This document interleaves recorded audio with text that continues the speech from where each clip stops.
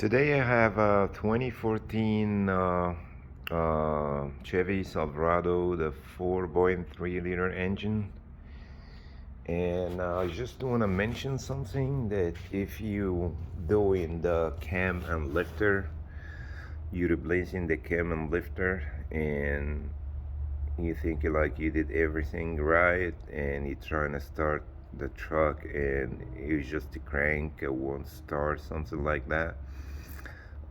There is two things that you need to make sure that you did it correct. The first thing is the ground back here. Like you see that the big cable came from the negative battery.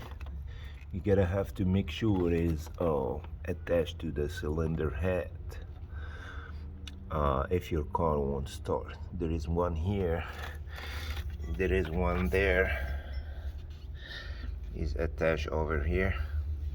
The second thing is the high brush or fuel pump. You need to make sure it's in the right position. You're not just replacing the fuel pump, take it off and put the new one in. You have to make sure it's at the DTC, which is you can get the tools for it, or if you don't have the tool, you can turn the engine to cylinder 1 top dead center by taking off the cylinder 1 spark plug, and you just put a screwdriver here and turn the crank until this you see the top dead center, which is this screwdriver gotta be on the very top. Then you can remove the fuel brusher, the high brusher fuel pump, and install the new one the right way. And you're gonna make sure that you don't put this under the fuel pump. That's gonna be on top right here.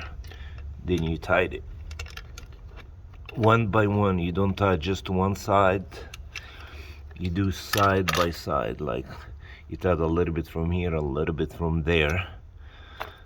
Okay, that's what happened. If you didn't do it right, your truck will not be starting right. That's what I want to mention.